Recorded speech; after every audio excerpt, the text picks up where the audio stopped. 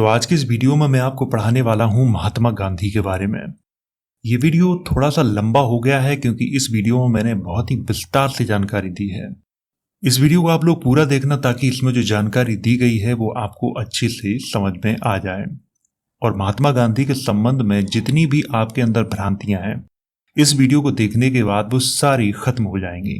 इसीलिए ये वीडियो आपके लिए बहुत महत्वपूर्ण है। और जो छात्र अपने नोट्स बनाना चाहते हैं उनके लिए डिस्क्रिप्शन बॉक्स में वेबसाइट की लिंक दी गई है, तो वो लोग वहां से जाके अपने नोट्स बना सकते हैं। और वेबसाइट सामने भी लिखी है, तो आप डायरेक्ट गूगल में टाइप करके वेबसाइट पे जा सकते हैं और वहां से नोट्स बना सकते हैं। तो आइए इस वीडियो की शुरुआत करते हैं और पढ़ते हैं महात्मा गांधी के बारे में। तो सबसे पहले बात करते हैं महात्मा गांधी के परिचय से। महात्मा गांधी का नाम सभी लोग जानते हैं। उनका नाम था मोहनदास करमचंद गांधी। उनका जन्म हुआ था 2 अक्टूबर 1869 को। कहाँ हुआ था? पोरबंदर, गुजरात में हुआ था। महात्मा गांधी के पेशा के बारे में अगर बात करें तो महात्मा गांधी बैरिस्टर और राजनेता दोनों थे। बहुत सारे लोग नहीं जानते हैं कि बैरिस्टर क्या होता है। बैरिस्टर उसे कहा जाता है जो इंग्लैंड से कानून की पढ़ाई करके आया हो, उसे बैरिस्टर कहा जाता है। पिता का नाम था करमचंद गांधी और माता का नाम था पुतलीबाई। पत्नी का नाम था कस्तूरबा और उनके पुत्रों के नाम थे हरिलाल, रामदास, देवदास, मणिलाल। महात्मा गांधी की मृत्यु 30 जनवरी 1948 को हुई थी। तो ये तो थी एक बेसिक जानकारी महात्मा गांधी के बारे में। इसमें से जो आपको याद हो वो अच्छी बात है और जो याद नहीं है उसे आप याद रख सकते हैं। अब बात करते हैं महात्मा गांधी के प्रारंभिक इतिहास पर। महात्मा गांधी ने इंग्लैंड से बैरिस्टरी पास की और भारत आकर राजकोट तथा बंबई में वकालत की, परंतु उन्हें ज्यादा सफलता नहीं मिली। बैरिस्टरी के बारे में आपको बता चुका हूं कि बैरिस्टरी क्या होती है। जो लोग इंग्लैंड से कानून की पढ़ाई करके आते हैं उन्हें बैरिस्टर कहा जाता है। तो महात्मा गांधी वहां से पढ़ाई करके आए। इसके बाद उन्होंने राजकोट और बंबई में वकालत की, लेकिन उन्हें ज्यादा सफलता नहीं मिली थी। दक्षिण अफ्रीका में व्यापार करने वाले एक भारतीय मुस्लिम व्यापारी जिनका नाम था अब्दुल्ला ने महात्मा गांधी के सामने एक मुकदमा लड़ने का प्रस्ताव रखा। महात्मा गांधी का यहाँ वैसे भी मन नहीं लग रहा था, उन्होंने झट से स्वीकार कर लिया। इसके बाद महात्मा गांधी अब्दुल्ला के साथ 1893 में दक्षिण अफ्रीका चले गए। एक दिन क्या हुआ कि महात्मा गांधी डरबन से प्रिटोरिया के बीच में ट्रेन से प्रथम श्रेणी में यात्रा कर रहे थे। बीच में एक रेलवे स्टेशन आया, उसका नाम था मैरित्सबर्ग। तो मैरित्सबर्ग रेलवे स्टेशन पर एक गोरा व्यक्ति उसी डिब्बे में सवार हो गया जिसमें महात्मा गांधी थे। उसने महात्मा गांधी को देखते ही उन्हें धक्के मार के बाहर कर दिया, क्योंकि महात्मा गांधी ज्यादा गोरे नहीं थे तो उसे लगा ये काला है। उस समय दक्षिण अफ्रीका में काले लोगों के साथ बहुत बुरा बर्ताव किया जाता था। महात्मा गांधी के साथ हुई इस घटना को इतिहास में मैरित्सबर्ग घटना के नाम से जाना जाता है। इसको आपको यहाँ पर ध्यान रखना है कि मैरित्सबर्ग घटना क्या थी वो मैं आपको बता चुका हूँ। 1904 में महात्मा गांधी ने दक्षिण अफ्रीका में फीनिक्स आश्रम की स्थापना की थी। कब की थी? 1904 में की थी। दक्षिण अफ्रीका में महात्मा गांधी ने एक इंडियन ओपिनियन नामक अखबार भी निकाला था। दक्षिण अफ्रीका में महात्मा गांधी के आंदोलनों के कारण ही वहां की अंग्रेजी सरकार ने कई सारे काले कानून रद्द कर दिए थे। तो महात्मा गांधी ने सबसे पहले आंदोलन कहाँ किए थे? दक्षिण अफ्रीका में किए थे। महात्मा गांधी ने 1906 में पहली बार दक्षिण अफ्रीका में अवज्ञा आंदोलन का प्रयोग किया था, लेकिन उसको नाम नहीं दिया गया था, उसको नाम दिया गया था सत्याग्रह। महात्मा गांधी ने 1909 में हिंद स्वराज नामक पुस्तक लिखी जिसमें स्वराज के महत्व की विशेष रूप से चर्चा की गई थी। अब बात करते हैं महात्मा गांधी के इतिहास पर। अभी तो मैं प्रारंभिक इतिहास की बात कर रहा था। जनवरी 1915 में महात्मा गांधी दक्षिण अफ्रीका से भारत आए। उनकी मुलाकात सबसे पहले गोपाल कृष्ण गोखले से हुई, जो उस समय भारत की राजनीति में बहुत सक्रिय थे। उन्होंने महात्मा गांधी को भी भारत की राजनीति में शामिल कर लिया था। यहाँ पे आपको एक पॉइंट और ध्यान रखना है कि महात्मा गांधी के राजनीतिक गुरु कौन थे? वो गोपाल कृष्ण गोखले ही थे। महात्मा गांधी ने जिस समय भारत की राजनीति में प्रवेश किया था उस समय ब्रिटिश सरकार प्रथम विश्व युद्ध में फंसी हुई थी। महात्मा गांधी ने प्रथम विश्व युद्ध में ब्रिटिश सरकार की मदद करने के लिए क्या किया कि भारतीय लोगों से सेना में भर्ती होने का आग्रह किया था कि जाइए सेना में भर्ती होइए। क्योंकि उन्हें ब्रिटिश सरकार की मदद करनी थी। इसी समय महात्मा गांधी को भारतीय लोगों ने भर्ती करने वाला सार्जेंट कहना शुरू कर दिया था। 1916 में महात्मा गांधी ने अहमदाबाद के पास साबरमती आश्रम की स्थापना की थी। ये लाइन आपको विशेष तौर पे याद रखनी है। 1916 में महात्मा गांधी ने अहमदाबाद के पास साबरमती जो आश्रम है उसकी स्थापना की थी। अब बात करते हैं महात्मा गांधी के आंदोलनों पर। सबसे पहले बात करते हैं चंपारण सत्याग्रह की। महात्मा गांधी ने भारत की राजनीति में सत्याग्रह का पहला प्रयोग 1917 में बिहार के चंपारण जिले में किया था। चंपारण में नील की खेती में काम करने वाले किसानों पर यूरोपीय जो मालिक होते थे वो अत्याचार करते थे। किसानों को अपनी जमीन पर 3/20 भाग में नील की खेती करना और उसे यूरोपीय मालिकों के द्वारा तय किए गए मूल्यों पर बेचना पड़ता था। इसी को तिनकठिया पद्धति भी कहा जाता था। यहाँ पे थोड़ा मैं आपको समझा देता हूँ। देखिए, वहां पे जो किसान होते थे उन्हें अपनी जमीन पर 3/20 भाग में नील की खेती करनी पड़ती थी और जो यूरोपीय मालिक होते थे उनके द्वारा उस पर दाम तय किए जाते थे। उन्हीं दामों पे उन्हें बेचना पड़ता था। फायदा हो या नुकसान हो वो एक अलग बात है। इसी को तिनकठिया पद्धति कहा गया है। महात्मा गांधी को चंपारण एक किसान नेता राजकुमार शुक्ल ने बुलाया था। एक बार ये प्रश्न एग्जाम में आया था, तो इसको भी आप लोग ध्यान रखें कि महात्मा गांधी को चंपारण किसने बुलाया था? राजकुमार शुक्ल ने बुलाया था। चंपारण सत्याग्रह में महात्मा गांधी का साथ राजेंद्र प्रसाद और जे.बी. कृपलानी ने दिया था। चंपारण सत्याग्रह की सफलता के बाद रविंद्रनाथ टैगोर ने गांधी को महात्मा की उपाधि प्रदान की थी। ये भी कई बार एग्जाम में पूछा गया है। महात्मा की उपाधि किसने दी थी? रविंद्रनाथ टैगोर ने दी थी। कब दी थी? चंपारण सत्याग्रह की सफलता के बाद दी थी। आइए अब बात करते हैं अहमदाबाद मजदूर आंदोलन पर। 1918 में अहमदाबाद की एक कॉटन टेक्सटाइल मिल के मजदूरों ने बोनस बढ़ाने को लेकर मिल मालिक के खिलाफ आंदोलन किया था। महात्मा गांधी के हस्तक्षेप करने पर मिल मजदूरों को 35% बोनस प्रदान किया गया था। अहमदाबाद मजदूर आंदोलन में महात्मा गांधी का सहयोग अंबालाल साराभाई की बहन अनुसुईया बेन ने किया था। अब बात करते हैं खेड़ा आंदोलन पर। देखिए, थोड़ी थोड़ी बात मैं सारे आंदोलनों पर करने वाला हूं। 1918 में ही गुजरात के खेड़ा जिले में किसानों की फसल नष्ट हो जाने के बाद सरकार ने लगान में छूट नहीं दी, जिससे किसानों ने सरकार के विरुद्ध आंदोलन किया, लेकिन सरकार ने उनकी बात नहीं मानी। महात्मा गांधी के हस्तक्षेप करने पर सरकार ने किसानों की मांगें पूरी करने का वादा किया था। खेड़ा आंदोलन में महात्मा गांधी का सहयोग सरदार वल्लभ भाई पटेल ने किया था। महात्मा गांधी के जितने भी आंदोलन चले, महात्मा गांधी के अलावा कोई ना कोई उनका सहयोगी हर आंदोलन में रहा था। आइए अब बात करते हैं खिलाफत आंदोलन पर। प्रथम विश्व युद्ध के बाद तुर्की और ब्रिटेन के मध्य सेवर की संधि हुई और इस संधि के तहत तुर्की के सुल्तान के सभी अधिकार छीन लिए गए। उसके पास एक भी अधिकार नहीं बचे। तुर्की के सुल्तान को पूरी दुनिया के मुसलमान अपना खलीफा मानते थे। उनकी भावनाएं आहत हो गईं। 23 नवंबर 1919 को दिल्ली में अखिल भारतीय खिलाफत कमेटी का अधिवेशन हुआ, जिसका अध्यक्ष महात्मा गांधी को बनाया गया था। खिलाफत आंदोलन को पूरे भारत में मौलाना मोहम्मद अली, शौकत अली, हजरत मोहनी, अबुल कलाम आजाद आदि ने फैलाया था। 20 जून 1920 को इलाहाबाद में हिंदू और मुस्लिमों की संयुक्त बैठक हुई, जिसमें 31 अगस्त 1920 को खिलाफत दिवस के रूप में मनाने का निर्णय लिया गया था। अबुल कलाम आजाद ने खिलाफत आंदोलन के प्रचार हेतु अल हिलाल नामक पत्रिका का सहारा लिया था। 1924 में खिलाफत आंदोलन समाप्त हो गया था, क्योंकि तुर्की में कमाल पाशा के नेतृत्व वाली सरकार बनी। कमाल पाशा ने क्या किया कि खलीफा के पद को ही समाप्त कर दिया था। इसके बाद ये आंदोलन समाप्त हो गया था। अब बात करते हैं असहयोग आंदोलन पर। असहयोग आंदोलन 1 अगस्त 1920 से शुरू हुआ था और इस आंदोलन की आर्थिक सहायता हेतु 1921 में तिलक स्वराज फंड की स्थापना की गई थी।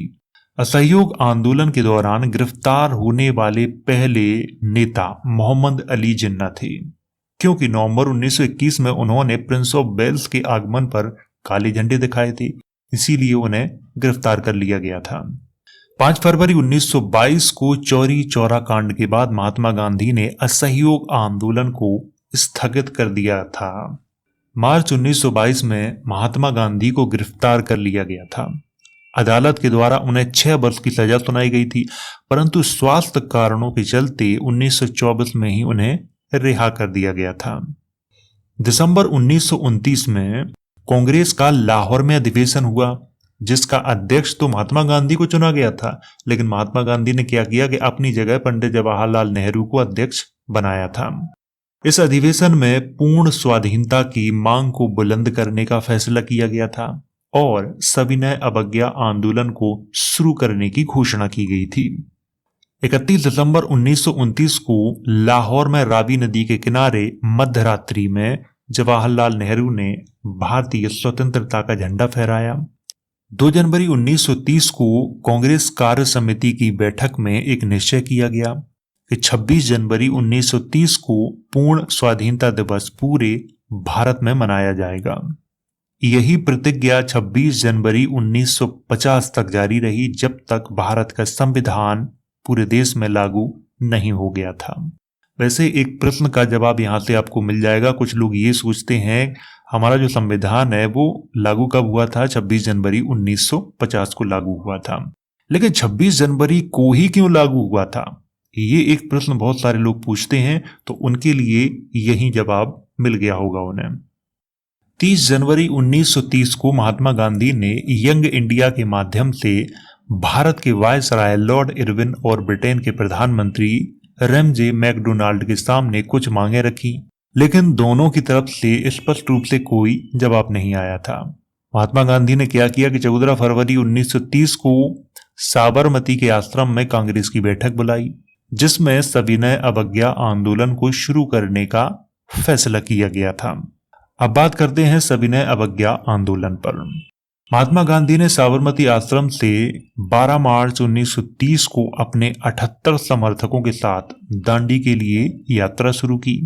6 अप्रैल 1930 को दांडी पहुंचकर महात्मा गांधी ने नमक कानून को तोड़ा और यहीं से सविनय अवज्ञा आंदोलन की शुरुआत की थी। यहाँ पे आपको ध्यान रखना है कि महात्मा गांधी ने जो दांडी यात्रा की थी वो कब से शुरू की थी? 12 मार्च 1930 से शुरू की थी और 6 अप्रैल 1930 को वो दांडी पहुंच गए थे और उन्होंने नमक कानून तोड़ा था। इसके बाद 4 मई 1930 को महात्मा गांधी को गिरफ्तार करके जेल भेज दिया गया था। फिर हुआ प्रथम गोलमेज सम्मेलन, और प्रथम गोलमेज सम्मेलन 12 नवंबर 1930 से 19 जनवरी 1931 के मध्य लंदन के सेंट जेम्स पैलेस में आयोजित किया गया था, जिसमें कांग्रेस को छोड़कर बाकी सभी भारतीय नेताओं ने भाग लिया था। प्रथम गोलमेज सम्मेलन में कांग्रेस के शामिल न होने पर वायसराय लॉर्ड इरविन ने क्या किया कि जनवरी 1931 में महात्मा गांधी को जेल से रिहा कर दिया था। इसके बाद 5 मार्च 1931 को दिल्ली में महात्मा गांधी और वायसराय लॉर्ड इरविन के मध्य में एक समझौता हुआ, जिसे गांधी इरविन समझौता के नाम से जाना जाता है। हालांकि इसकी चर्चा मैंने अपने 2-3 वीडियो में की है, अगर आपने वीडियो देखे होंगे तो आपको जरूर मालूम होगा। अब बात करते हैं गांधी इरविन समझौता के मुख्य बिंदुओं पर। नंबर 1, जितने भी भारतीय आंदोलनकारियों पर गंभीर अपराध हैं उन्हें छोड़कर बाकी सभी आंदोलनकारियों को रिहा करना होगा। ये मांग किसकी थी? महात्मा गांधी की थी। किससे थी? लॉर्ड इरविन से थी। नंबर 2, भारतीय लोगों को शराब और विदेशी दुकानों के सामने धरना देने की अनुमति प्रदान की जाए। ये मांग किसकी थी? ये भी महात्मा गांधी की थी, इरविन से। तीसरी मांग इरविन की थी महात्मा गांधी से। महात्मा गांधी ने द्वितीय गोलमेज सम्मेलन में भाग लेने का वचन दिया था लॉर्ड इरविन को।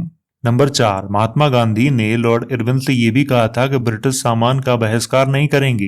ये भी महात्मा गांधी ने कहा था। वैसे तो और भी कई मुख्य बिंदु थे, लेकिन मैंने यहाँ पर 4 की ही चर्चा की है।